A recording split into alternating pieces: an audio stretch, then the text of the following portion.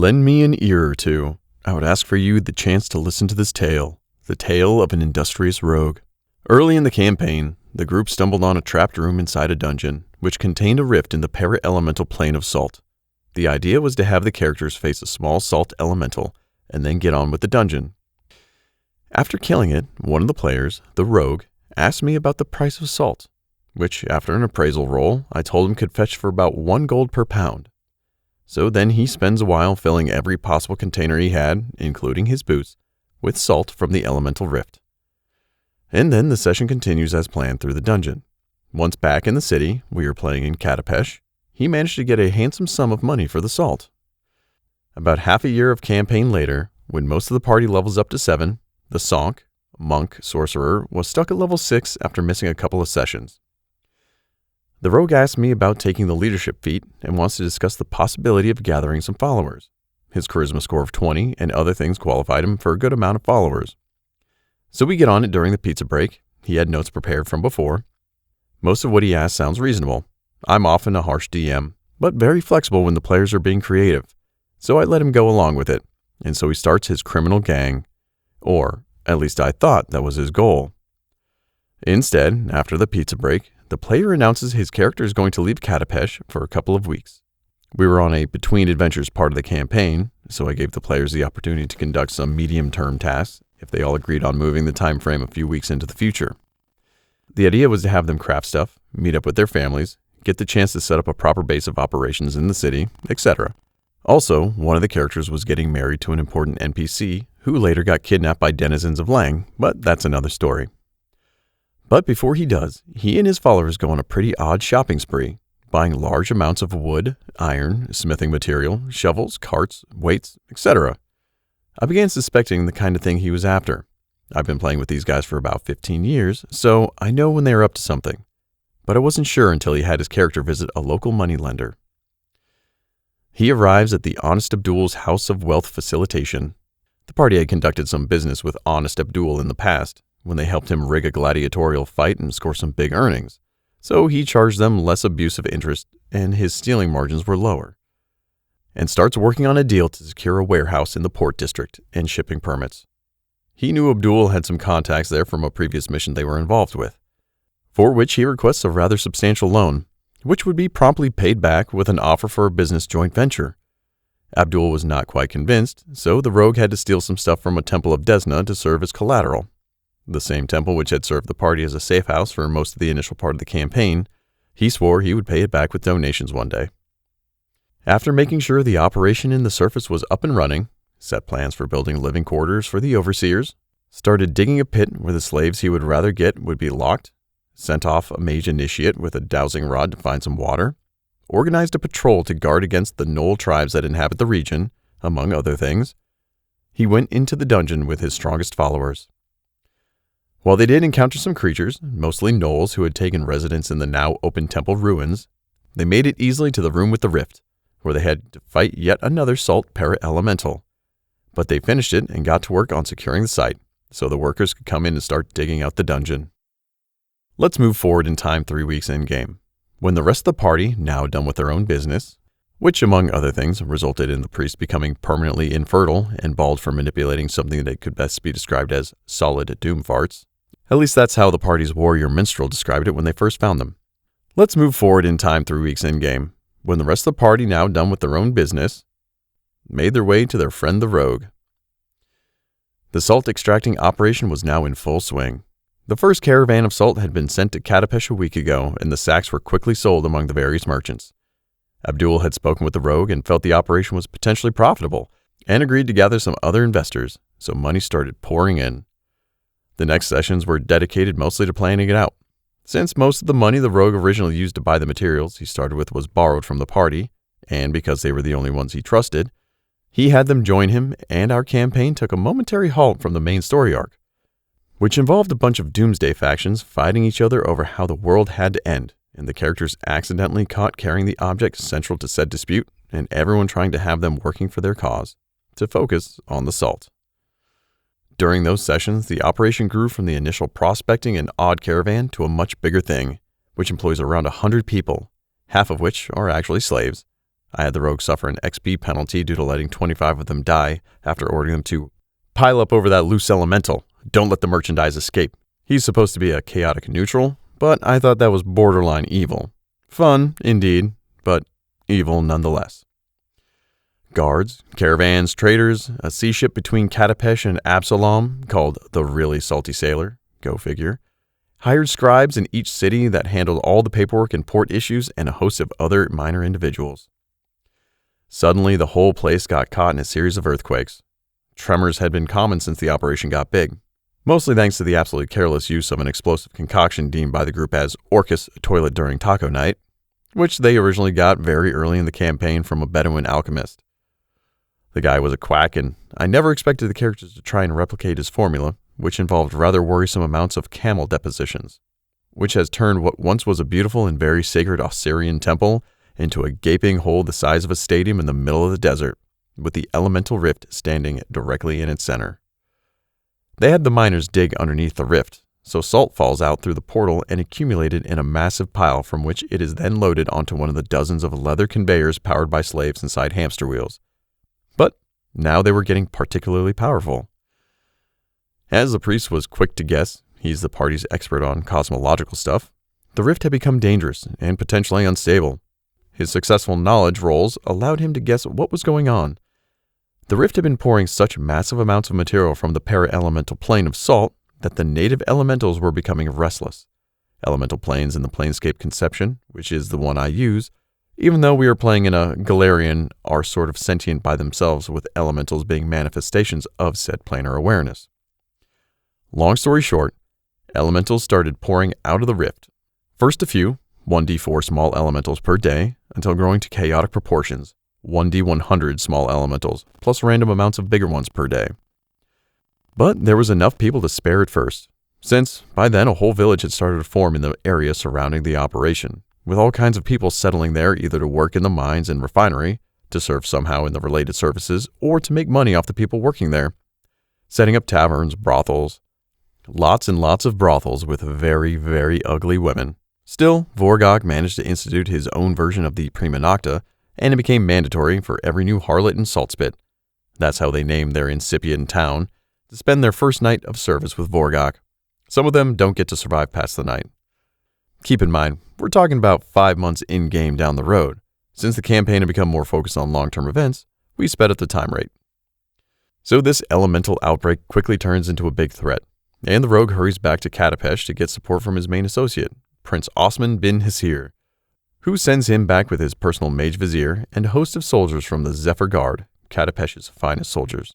The prince was right enough to pull those kinds of strings. They managed to battle the elementals, but one thing catches the rogue's attention. The mage vizier had somehow commanded the elementals with a rod. I gave him a rod of elemental compelling, which allowed him to force elementals of lesser power to perform certain actions. The idea was to have him push the elementals back into the borehole so the guards would surround them, purely for stylish reasons. Foolish me. I should have seen what would come afterward. Let's move 1 week into the future. The situation has been controlled and the mines are being repaired. But wait, elementals keep pouring out at a regular rate. But the rogue had noticed how the rod managed to force small elementals into moving in a particular direction. So he figured, so far we've been collecting the salt, processing it here, loading it on camels, and sending it to Katapesh. What if the salt went there by itself? And so he managed to convince the prince to have the mage viziers craft a few more rods of elemental compelling.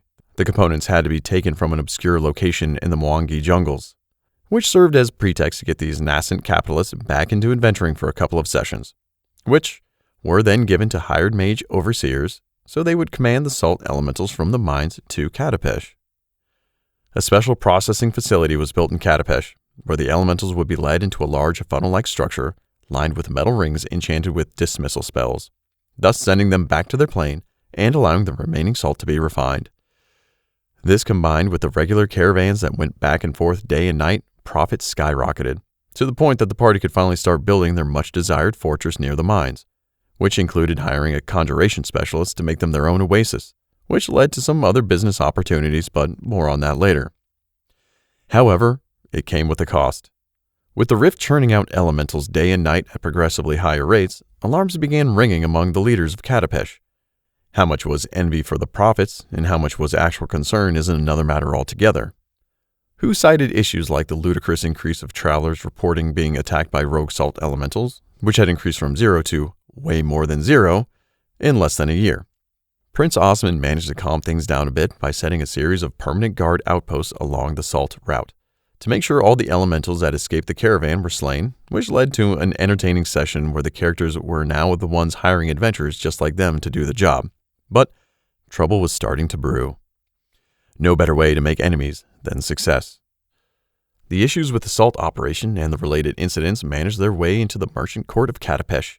In order to be brought to the ears of the pact masters, mysterious masked fellows that have been running the city for the last 1,000 years or so, even though Prince Osman is the Grand Vizier of the Merchant Guild, the rest of the Katapeshi nobles were pretty upset about the whole thing, especially those whose business were somehow being affected.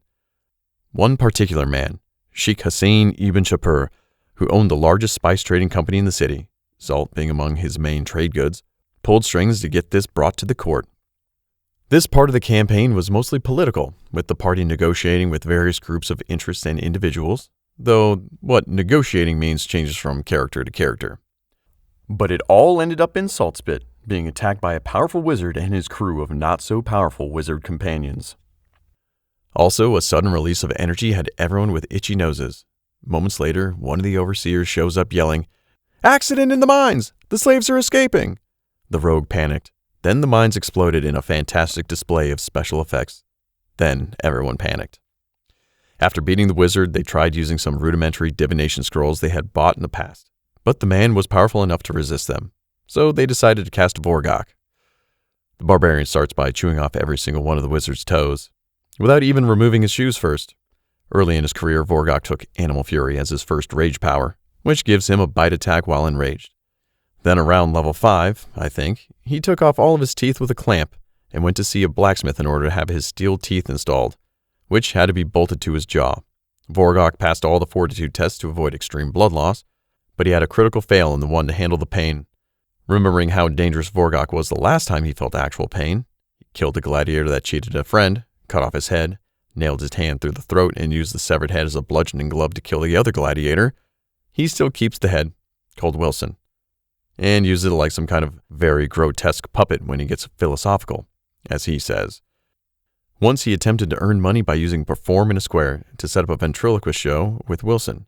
He didn't have Perform trained, he didn't know how to do ventriloquism, and he was using a severed head to tell jokes. Well, that didn't work out. Valinar, the priest, gave him copious amounts of Pesh liquor, a strong narcotic distilled from local cacti, to control him. But trying to drug up a 2.2-meter-tall Ulfin is no easy task, so the party had to chain him down before he killed the blacksmith, who was hammering the red-hot teeth into his jaw over an anvil.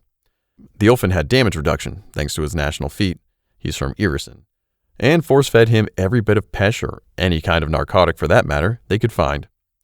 After the blacksmith was done, Vorgok enraged and ran out, and they found him the next day dancing naked on a fountain while singing "I'm a Little Teapot." So there's Vorgok with toes, and half the boot, which he then proceeds to ram into the wizard's mouth, and prepares to do the same with the rest of his fingers, when his massively bona fide intimidate roll breaks down the man and he explains what's going on. The sheik cashed in some favors with an old associate, Amir Kassan bin Fashar, an extremely wealthy man, owner of a jewel trading company who had ties to Tao, genies from the elemental plane of Earth. In fact, bin Fashar's mines never produced a single gem. Instead, all of them come from his Tao associate. Apparently, he managed to have the Tao send elemental servants to the para-elemental plane of salt, which is coterminous with the elemental plane of water and the negative energy plane. So getting his own elementals there actually required a bit of extra-dimensional political games with the Marids. That's part of a side plot that's brewing for further down the campaign, though. And find the other side of the rift, which by then had become a massive cavernous region deep in the plane. To make an estimate, about 1 metric ton of salt pours through the rift every minute, and the operation has been going for about a year almost non-stop. While the rift is much older, now that the salt is constantly removed, it doesn't clog, so it keeps pouring. Since the elementals began churning out, the rate practically tripled. Well, I'm sure that by now everyone is aware that this isn't exactly a party composed of paragons of good. As a detail, this is what the party is composed of. Hassan ibn Jafar, the human rogue, though he prefers to be deemed as entrepreneuring explorer and archaeologist, chaotic neutral, native of Katapesh. Valinar of Naravia, human priest of Savannah, goddess of secrets, scammed his own father and got his entire family sold as slaves later on, lawful evil, native of Cheliax. Vorgok the Merciful, human barbarian, got his nickname after forgiving the life of a gladiator. Yes, in a recreation of Gladiator, even including the "Are you not entertained?" Though he has been turning increasingly insane since then. Chaotic neutral, started as chaotic good, native of Irison.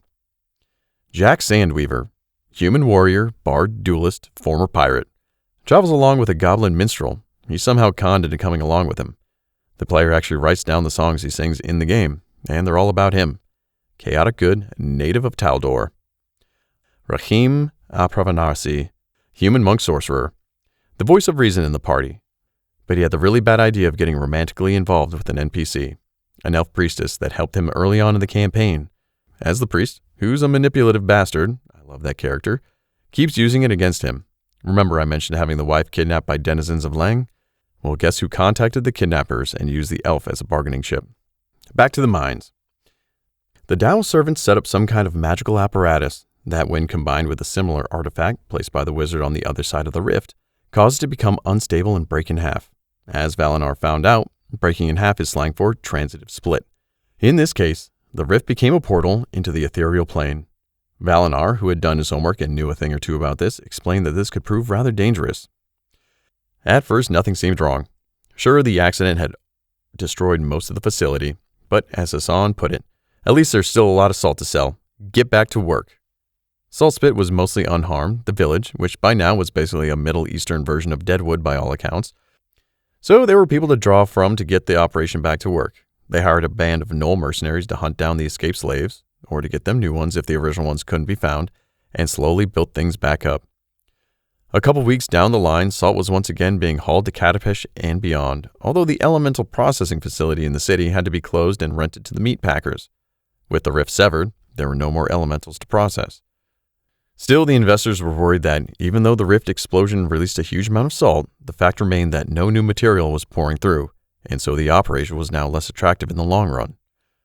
This hit hard with some of the more fancy projects, such as the group of engineers brought from Alkenstar specifically to work on the design of a cargo zeppelin. They were asked to halt their work and return to Alkenstar until further notice. The ship was barely in the initial stages of construction. The plans to send an enslaver expedition to Mwangi jungles to capture a large host of ape men, intelligent gorillas who live in the jungles there, which would make excellent slaves as they are very strong and can operate tools with all four extremities. And even the grand opening of the Katapeshi Salt Exchange, which Prince Osman proposed as a mean to calm down the competing merchants who were feeling far too threatened by the ever-growing operation in Saltspit. Needless to say, Hassan was baffled, seeing how his incredibly intricate and thoroughly detailed plans were on the verge of failing. That's when additional excrement smashed the fan. Reports started coming in from the Brass Legion. The party had hired a band of soldiers of fortune to institute some kind of order in the town. It was mostly a bunch of abusive bullies, but better to have the bullies on your side. That Saltspitarians, or Saltspitians, or Saltspitooners, we haven't managed to agree which one it should be, I like Saltspitooners, were being found dead in their beds by the numbers. Initially, this was attributed to disease, which in the festering pit of brothels and alehouses that Saltspit had turned into, now almost 3,000 inhabitants, but as these deaths became more and more regular, Rakim and Valinar decided to make further investigations. As it turned out, people found dead didn't appear to show any signs of fatal diseases, murder, or anything like that, except for the fact that their hair, eyes, and skin were white as milk. This, in conjunction with the fact that every single person died while screaming horribly, led to the widespread rumors of ghosts and other malign entities haunting Saltspit. As if things weren't bad already, Imam Salim al-Salem, caretaker of the local temple of Serenay, as people began flocking to Saltspit, religion came along. Serenay, the Sun Orchid, is the main goddess in the region. A few other cults have also set foot here, but only that of Serenay has a temple already built. Began preaching that these deaths were the cause of the excessive greed and avarice with which the owners of the mine had been chasing material wealth, sacrificing countless lives in the process. The preaching became more and more incendiary as deaths multiplied, and by the end of the month, the makeshift cemetery outside the town counted over 80 dead bodies from what came to be known as the White Woes. Dealing with a progressively more scared workforce, several workers had stopped going to the mines altogether. That's the problem with paid employees. A string of inexplicable deaths and a very likely outbreak of religious fury, the party decided to take things more seriously. Using their contacts within the Church of Desna, Hassan still hadn't repaid what he stole from them, by the way, the party hired a couple of exorcists to find out what was going on. Valinar was suspecting some kind of ghost or spirit that came from the ethereal plane. Yet the exorcists found nothing of the sort, even after covering the settlement with all kinds of ghost-sensitive holy water vials and other items of dubious effectiveness. Still, during that night, they heard the same horrible screams reported earlier, and rushed to see what was going on. As it turned out, a homeless man was the one screaming, and they found him literally trying to gouge out his own eyes while his hair and skin turned pale. Moments later, he was dead. Quickly, they broke out every kind of divination spell they had at hand, and managed to detect an evil aura lingering in the area, as well as a strong leftover of conjuration. Conjuration. That meant some kind of force, or creature, had been brought here from another location. Rakim quickly pointed out something else. When they found the screaming hobo, he was yelling about worms and bugs, and actually he looked extremely terrified. Knowledge roll. Something is lingering at the back of his head, but he can't quite take a hold of it. He announces that he needs to take a trip back to Katapesh to consult the libraries there. The player actually has a pretty good idea of what's going on, but he kept the metagame out. Still, when things like these happen, I tend to allow a knowledge check with a hard DC to allow the character to get a moment of inspiration, letting the player use a bit of meta-knowledge, but only if I notice the party is stuck and the character actually has a chance of having heard something related. So Rakim the Sonk takes a leave of absence from Saltspit to visit Katapesh, where he meets up with a fellow Vudrani. Rakim was born in Jalmaray, one of the impossible kingdoms of Vudra, who helps him gain entry to the old archives of the Grand Lodge of the Golden Peacock, one of the oldest civil organizations in the city, and keeper of quite a vast collection of books and scrolls, most of which were donated by many members of this tea and crumpets or coffee and dates society of well-off gentlemen with large turbans. Searching the archives, he finally stumbles on the kind of information he was after. Long story short, Rakim clears up his suspicions. It isn't ghosts what came through the portal, but night hags, denizens of the deep ethereal that hunt the souls and dreams of mortals to barter them with nameless entities or engorge them themselves. He gets back to Saltspit, and as it turns out, he came prepared this time and brought a lamp that emits an effect of dimensional anchor in the infamous dark stalls of Katapesh. The party stumbles upon a group of night hags. Battle ensues for a while until they manage to subdue and capture one of the hags. Zone of truth in place, they get the old lady talking, and she reveals what's going on. The splitting of the rift resulted in an intermittent portal opening between the salt mine and the deep ethereal, which quickly drove the attention of the night hags wandering there. After smelling mortals on the other end, most importantly, mortals that could have dreams, they went through and began hunting the sleepers for their dreams. But dreams themselves are not as in high demand in the great beyond as nightmares are, since the latter can be used to brew quite nasty things, while the former will mostly net you unicorns and candy rainbows. And so the night hags have been planting motes of fear and horror in the heads of their victims, waiting for them to grow into full-fledged nightmares, and later returning to quite literally harvest them. At first, the party was troubled. Night hags are not stuff you often play along with, and truth be told, there were some concerns. You know, people having such horrible nightmares that they died in their sleep. But as I've come to expect from these guys, where there's a problem, there's an opportunity. And for these guys, opportunities mean business. And also usually shift toward evil alignments. I swear, these guys are good people in real life. So there they are, when Hassan looks at Valinar and I notice that both are thinking the same thing. My good, lady, we have a proposition, goes the rogue with his eyes looking like money signs. What came out of the resulting conversation, which at first was met with hostility, but after they rather foolishly but served the purpose, allowed the night hag to read their thoughts and realize they were being honest, was the following. Saltspit would provide plenty of fertile ground for the hags to plant their nightmares, and harvesting would be then allowed to proceed at certain designated locations to minimize exposure to fear by the general population, for which the hags would pay monetary compensation. Hassan took the issue to Prince Osman. He knew the guy was extremely flexible in his morals when it came to money. And while at first he was a bit troubled when the rogue began explaining his plan, which basically consisted of, we'll make money, lots of it, the Katapeshi noble was quick to jump in. The rest of the session was spent working on the operational aspects. First, the pots. Term used to refer to the people they'd be renting out to the hags to plant their nightmares, would be taken from the prison of Kandasar. The prince had family connections to one of the most important judges in the city, which in turn had a sway over the prison's overseer. In exchange for payment, prisoners would be regularly hauled from Kandasar to Saltspit, under the pretext that the city was being paid for sending prisoners as slave force to the mines in exchange for funds that would be, of course, spent on stuff like orphanages and metropolitan beautification. If we consider hookers for the overseer as orphans and a new palace as beautification. Once in Saltspit, the prisoners would be put to work on the salt operations. Estimates had it that with the remaining salt, the mine should remain functional for about 4 more months. The hags would plant the fear motes during the night, when the prisoners are sent to sleep in the bunkhouses kept a mile away from the town to avoid anyone noticing anything. The excuse was that the prisoners were dangerous, and the administration was worried about the safety of the salt spittooners. The people bought it quickly, particularly now that the white woes had stopped, and they could go back to their normal lives. Now, the party requested that the night hags prepare a control test, which consisted of 5 poor sods that were chained to a rock far away from the town and implanted with fear motes of differing magnitudes. As the hags explained during one of the meetings, the fear motes would produce from horrible patchwork memories they fished off the waters of the river Styx.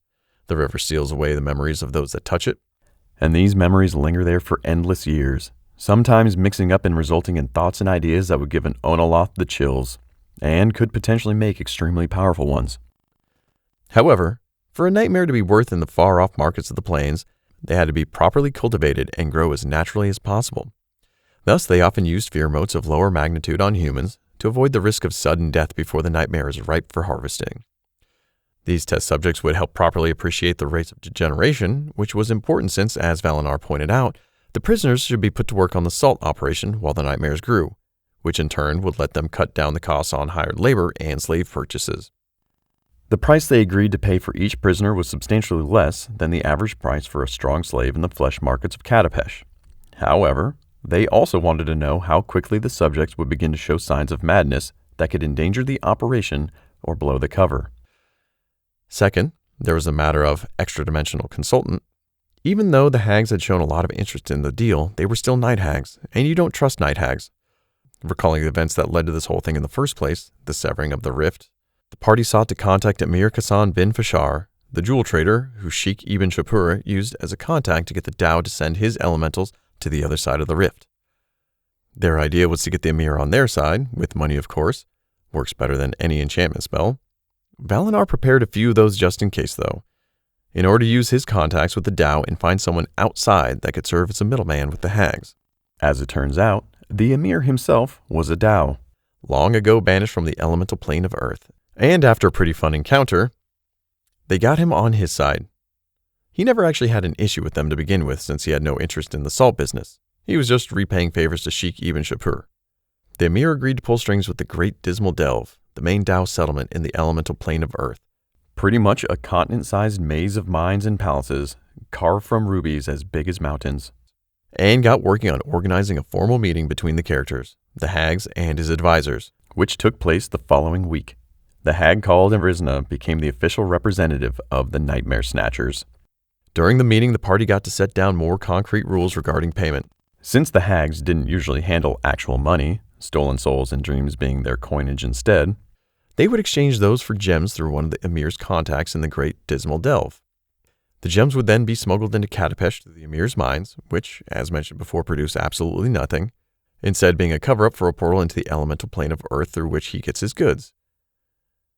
And traded at the Magnificent Pavilion, the most important jewelry shop in the city, owned by the Emir, where they would get converted into hard cash by selling the gems as usual. That way, everyone got what they wanted. The hags got the nightmares they traded with the dark entities from beyond reality. The Emir got the income resulting from soul trade, which are in great demand by both the Nine Hells and the Abyss in their endless blood war. And the party got the money from the gem sale. The prince would in turn earn his participation from the gold income from the gems, and handle the bribes to his cousin, the judge. The prison overseer would be getting paid directly by the Saltspit Trading Company, disguised as administrative facilitations, while the money that was being paid to the city as part of the deal was used to bribe the various tax collectors, bureaucrats, and guards involved in keeping the whole thing quiet. Let's move about a month forward in time. The salt operation is still generating cash, though the party decided to do some undersizing to reduce costs, and it was clear the salt would be running out soon. and the deal with the hags has already generated 2 batches of gems, most of which were sold at the Magnificent Pavilion for handsome amounts of cash. About 20 prisoners are being sent per week from Kandasar to Saltspit, and so far no one seems to be suspecting. There was some digging a while ago by a few merchants with big noses, but they were shut off when the Saltspit Trading Company, the STC from now on, agreed to buy their entire stock supply. They were food merchants. During week 4, a message from Prince Osman, the party had finally managed to get a couple of crystal balls installed for quick communications with the noble, arrived saying that the prison's overseer is requesting a meeting. Apparently, there were some issues with the last group of prisoners. The party meets with the overseer and the prince at the palace. The issue relates to the fact that 6 of the prisoners sent last week were actually not convicted for life. They were only sending those who were never going to get out of jail, and their families had somehow managed to convince a magistrate to investigate the case. The overseer explained that they were running out of jailed for life prisoners and had to send those they thought no one would miss, but failed to check properly. Jack inadvertently gave them a possible solution while singing, "Prisons get empty when booze ain't aplenty." The actual rhyme was another, "We speak Castilian." So we had to find the closest English version. Jack's tune gave Hassan an idea. "Overseer, how many people get sent to jail during last year's Carnival of the Setting Sun?" He made the carnival up, but I liked where he was going, so I went along with it. To which the overseer said, "A lot. Why?" Hassan then planned it out. They would organize a festival and get as many people as drunk as possible in order to have them committing all sorts of disorderly conducts, and hopefully crimes. By using Prince Osman's contacts with the judges, they would push to have as many of those convicted for life. Bribing the guards and making up some witnesses would help. Sent to Kandasar and ultimately to Saltspit. They had the means, so the Festival of Wonders was organized. They hired acrobats from faraway Tianji, sword eaters from Kadira, Taldaran wrestlers, spinning gypsies from Varisia, and exotic animals. They rented several alehouses and taverns to give out ludicrous amounts of really bad alcohol, cheaper and really strong. Taste doesn't really matter once people get drunk enough anyway. While expensive, at the end of the celebration, the courts were overflowing and Kandasar was getting filled up again. With Kandasar hauling fresh loads of prisoners once per week again, after the Festival of Wonders, the party bought 3 taverns in bad neighborhoods of Katapesh in order to keep a regular supply of not-so-good people being turned criminals through various activities, and then laid out the chart for the influx of prisoners. During the first month, Kandasar would send 10 prisoners per week. About 180 people were jailed for life after the festival. While the bribe judges did their best, the truth is that Katapeshi law is extremely lax, and it's hard to get a life sentence on someone. Most cases were a stretch anyway, so the party kept having to bribe more people to avoid issues, and then decrease the rate to 5. With the approximate rate of life sentences being nailed on people from the crime makers, term used to refer to the taverns they bought, at 1d4 per week, plus another 1d4 for the standard rate of life sentences being dispensed by regular justice. That way, they could get a reliable source of materials that should last until the next festival. The global estimates indicated that, with the current supply and rate of imprisonment, they should have enough people for the next 5 months. So they decided to announce the Festival of Wonders would be happening twice per year. This allowed them to strike some pretty convenient deals with the performers by asking lower prices in exchange for secure future hirings. Although the new rate of prisoners was lower than initially, they talked it out with the hags. Their designated negotiator, twice cursed Irina, explained that they could have a means to retain the same level of income if the party managed to improve the quality of each nightmare. They never really explained what exactly they were doing with the nightmares, but at one point the party had reasons to suspect they were being sold to Yugoloths, who were using them to further their investigations on the true nature of evil. Even this party was wary of having anything to do with Yugoloths, but as Hassan pointed out, we are just providing service, which helps people satisfy needs otherwise hard to come by. If the bad guys also get them, well, it's worth the price to pay. To which my response was, "Yeah, how selfless of you. Add yourself another experience penalty. At this point, all you have to do is step on a flower to turn evil." And his answer, "Okay, I still get the money, right?" What a bastard. Valinar picked it up from there.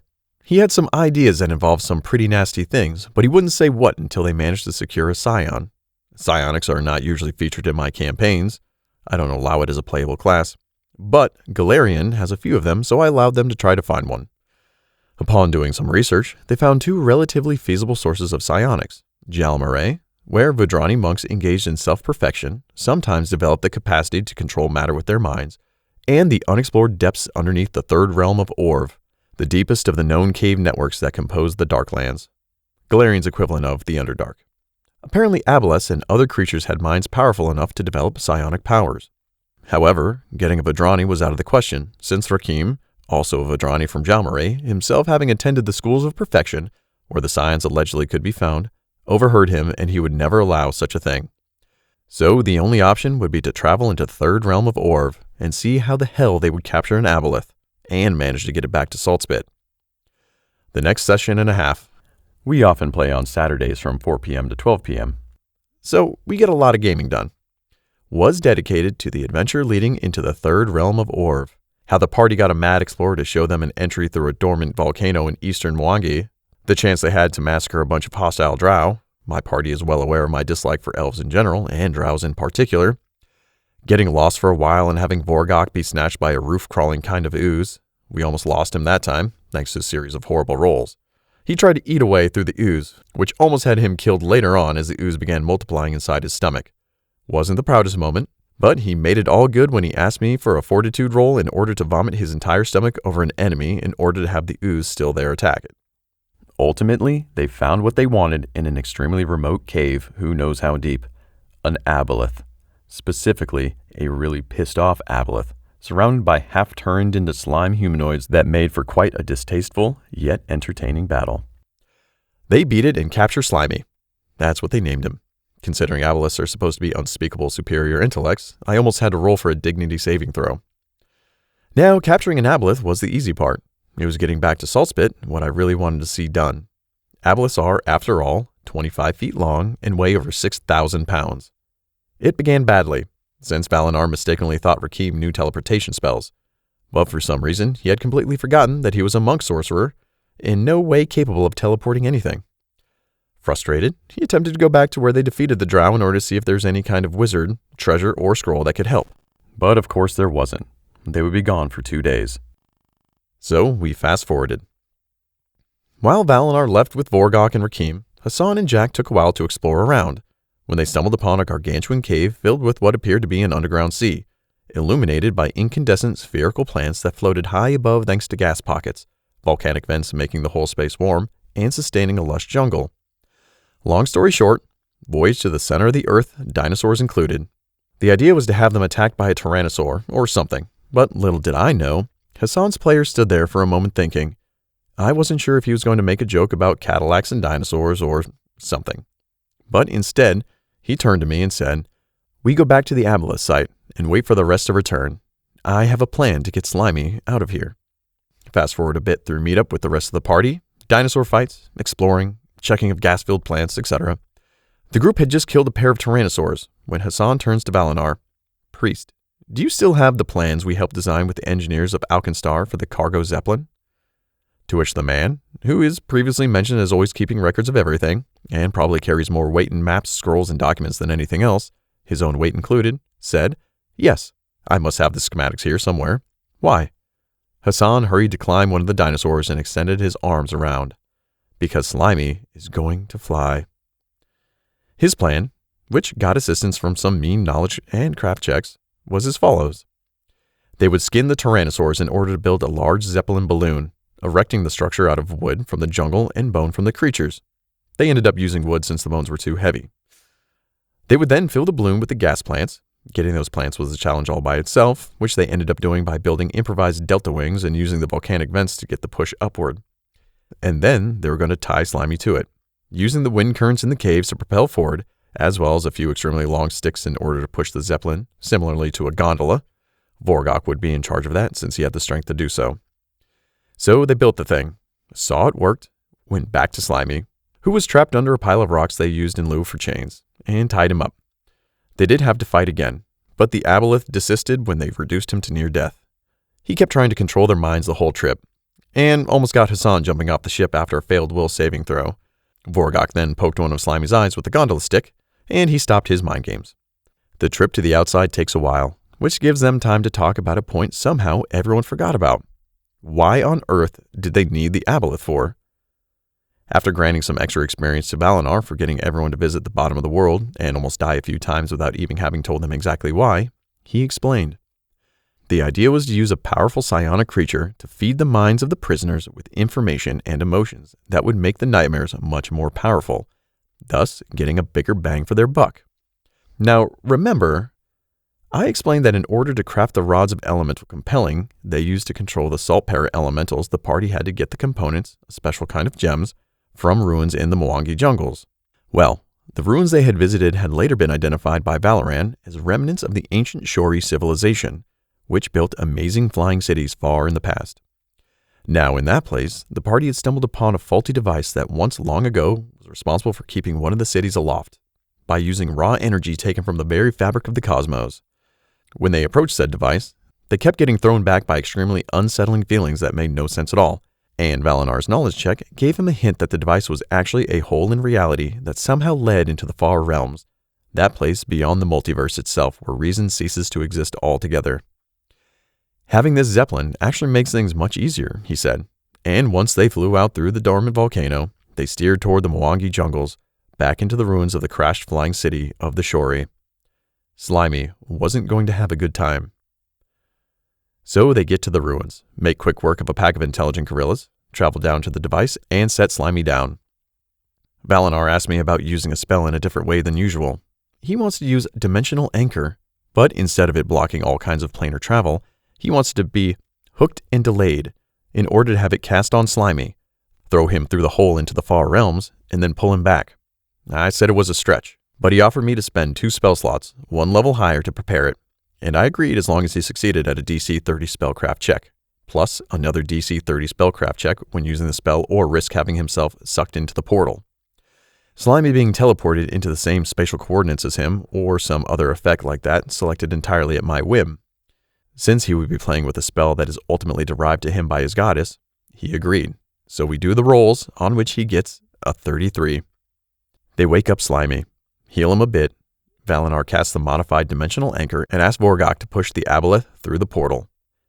Slimy gets a sudden panic attack when he understands where said portal ends up, but he doesn't get time to react when he's falling. The party runs back before going mad by the imagery being spewed by the portal, and after 10 seconds, Valinar pulls the aboleth out. Will saves, everyone! Whatever Slimy saw on the other side of that portal, he's now psionically broadcasting some of the most horrible, incomprehensible, and twisted thoughts they had never imagined, shaking like a fish out of water and oozing foam from every pore. They succeed at the saves, tie the aboleth up back to the zeppelin, and hurry up to get back. I told them the gas plants would only remain buoyant for 2d6 days, and the result was 9. They had already spent 5 of those days, and they were looking at a similar amount back to Saltspit, so they had no time to spare. The party barely makes it back to Saltspit before running out of gas plants, and in fact traveled the last day so low on it that Slimy got bumping on rocks. They had to make will saves twice per day to avoid going mad over Slimy's mental ravages, so they had to use everything at their disposal to get save wisdom bonuses, except Vorgok, who kept enraging to cancel off the effects. Since Vorgok began going mad and having his enrage happen at random, I gave him the benefit of being immune to confusion and maddening effects while enraged. They landed about 2 miles northwest of Saltspit. Jack and Vorgok ran back to the town in order to get some assistance. They contacted the hags, and twice cursed Irina herself offered help. Using magic to lighten up Slimy, while Valinar created water constantly to rehydrate it, aboleths are water creatures, and although Slimy's high constitution score and the priest's healing spells had kept him alive so far, he was on the verge of death. The constant seizures and oozing weren't helping either. With Irina's help, they got Slimy to the bunkhouses used to keep the prisoners being used as nightmare pots. Some other hags were working on the 15 prisoners that were currently being used. As a control test subject showed, prisoners with a planted fear mote would remain functional for about 4 days, time during which they could work at the salt mines. After that, they kept having nightmares during all times of the day, and that's when they were sent to the bunkhouses. Until about a week later they died during their sleep, and the hags pried the nightmares out just before they passed away. They built an improvised pool using some shovels, leftover wood, and Valinar's create water spells. Now they could focus on carrying out the second part of Valinar's plan, which involved erecting a special facility where the prisoners could be exposed to Slimy's mind-blasting psionic broadcast in order to feed the nightmares planted by the hags, while at the same time avoiding anyone else from being affected. The hags were informed of the dangers and would have to provide their own means of protection. Still, 2 hags went mad and had to be put down. The price these new, higher quality nightmares would be fetching in the off-world soul markets increased by 3D100, totaling 212% increase, more than making up for the smaller amount of prisoners available. The business was now secured, money was pouring in, and life was good. The party decided to set up monthly directorate meetings, which included themselves, Prince Osman, the Emir, Magistrate Bilal bin Basir, Prince Osman's cousin, the judge that had the justice system working for them, and twice cursed Arena. Here they presented a status report on the operations, heard news of potential problems, and in general made sure everyone was up to date. I told the party things that would be stable for the next 2 months and asked if they had anything particular in mind for that period. Since they didn't need anything that would require direct adventuring, we fast-forwarded 2 months. So the 2 months passed by, and the directorate meetings of Erastus, the Galarian equivalent of July, twice cursed Arena arrives with a demand. The Hooked Fathom Covenant is requesting an increase in their profit margin due to the regular difficulties they have to endure for using the unstable rift as means of transportation. They could perfectly teleport by themselves, but hey, business is business. The party said they would consider it. Hassan and Valinar began discussing on how to avoid having to pay the hags more. They were worried about both the decrease in their profit and about the fact that the hags were starting to realize they had enough leverage to start pulling stuff like this. Valinar proposed stabilizing the rift and turning it into a permanent portal into the deep ethereal, and so they traveled back to Katapesh to find someone capable of such a feat. A lot of talking and money later, they were back in Saltspit with a team of magicians who assured them foolproof portal security. They closed the Salt operations earlier to avoid having people sneaking and began working on the rift, which was now completely exposed as the extraction had depleted about 2/3 of the remaining salt. According to the magicians, their infallible interdimensional sustaining pylons would solidify the cosmological nexus of any portal, thus making it permanent so long as the pylons were kept in place and filled with mercury once per year. Apparently, though, the system wasn't tested on dissected rifts. The rift starts humming as a thick, heavy fog pours through it, signaling the ethereal discharge to come. Reflex saving throws, everyone. Hassan, success. Valinar, success. Jack, success. Rakim, success. Vorgok, epic failure. The player behind Vorgok has a long tradition of critical failures in the worst possible moments. In fact, one of the reasons that had him picking up Animal Fury was the fact that he always had critical fumbles and ended up tossing his weapons into a friend or breaking them up somehow. Vorgok was fully exposed to the blast from the deep ethereal and immediately began hearing voices. But he was already hearing voices prior to this, so he wasn't really worried. The effect of this exposure would later play a bigger role, but for now he just felt lighter. As the rift kept discharging ethereal fumes from the depths of the Between Worlds, the party began noticing a lot of stuff that previously wasn't there, now was. Ghostly towers half sunk in the ground, phantasmal creatures frolicking around, semi-transparent vistas. Things were turning quite weird. The event also attracted the interest of 2 other Covenant of Night Hags, which scented the nightmares being brewed and went in a harvesting frenzy, which quickly evolved in an all-out battle between dozens of hags and their servants, literally made out of bad dreams. Catching the characters in the middle, who used Slimy as a means to turn many of them insane and thus were able to keep them at bay, while support came from the Hooked Fathom Covenant. They lost a lot of prisoners and valuable nightmares during this fight, but the treasures retrieved from the invading hags, mostly souls and dreams, which, while useless to them, were traded off-world through the Emir's contacts in the Dismal Delve later on, made up for some of the expenses lost. Also, most of the warring took place in the bunkhouses away from the city, which helped keep the whole thing quiet.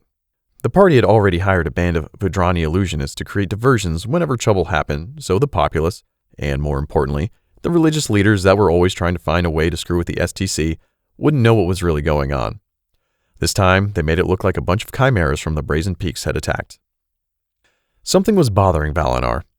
So when this portal got severed, it became a tunnel into the deep ethereal, right? Now, what we got was night hags, but if memory serves, there's another very important thing to be found in the deep ethereal, which is in fact the main reason night hags are there in the first place. Glad as always for my players' interest in all things cosmological. The traditional D&D cosmology has always been one of my favorite subjects, and knowing the guy had a big bonus to his knowledge roll, I let him go through with it. Dreams. According to some sages, somewhere in the farthest fathoms of the deep ethereal lies the region of dreams, where everything concocted by the minds of those who sleep take form. All of this, twisting towers, impossible animals, multicolored forests, I'd say, Hold on, says Hassan looking around. If I get where you're going, and I usually do, are you suggesting all of this stuff is made of dreams? Essentially, yes, answers the priest. And where do they come from? If you've been listening to the story, you know that Hassan never asked something like this merely out of curiosity. From anyone dreaming them, the legends tell that when we dream, those things that exist in our heads literally exist in the plane of dreams. "Hey, Dungeon Master," goes Hassan, "tell me something. Could a dream, hypothetically, materialize into something real? Very hypothetically, of course." "Well, don't ask me, ask the priest." "Priest, same question." "No metagaming," I said. Hassan asked the same question. I just asked him, but with a Katapeshi accent. After some rolls, some private talking with the priest, who often tells me to give him the information through notes, since he loved withholding important pieces of info in order to use it whenever it was more dramatically appropriate, and a lengthy exposition of the cosmological nature of dreams and how could they, potentially, be made of elemental matter instead of ether. The player behind Hassan stands from his seat. "Guys, do I really need to say it? Who dreams these things and how do we get to them?" That was the subject of the rest of the session, and a good part of the next. Also, there was the question of why did Vorgok experience such sudden cravings of random food? Why did he feel the extreme necessity of swimming in lakes he had never seen? Or why on earth did he break into tears from one moment to another when he remembered his long-dead sister? When he didn't even have a sister to begin with. But, as with all things Vorgok, the party has learned to ignore most of the weird stuff, unless it has an impact in his capacity to murder things with his bare hands. After a good while of telling them, "Well, you can try, but you don't really get any meaningful information," Valinar had an idea I was expecting someone would have. "I need to contact Arena. These hags must have some kind of method of tracking dreams back to their owners." They set up a meeting with twice-cursed Arena, who constantly and unsuccessfully tries to press the issue of all the troubles the recent incident caused to her covenant and how she needed a bigger cut. But truth is, the battle with the other two covenants left the Hooked Fathom weak enough that now the STC had better leverage. So eventually, she assumed the deal they struck a while ago and would take some time to materialize. Instead, she ended up telling the party that one of the eldest hags within the covenant, ever-scowling Calpurnia, was a master in the art of torturing mortals through their dreams, and if someone knew how to track them back to their owners, she was the one. This is just part 1 of the amazing story of the Industrious Rogue and his party. Stay tuned for part 2. Tell me what you think in a comment down below. Before we take our leave, don't forget to subscribe to our channel, All Things D&D. Stay tuned for more amazing Dungeons & Dragons content every week.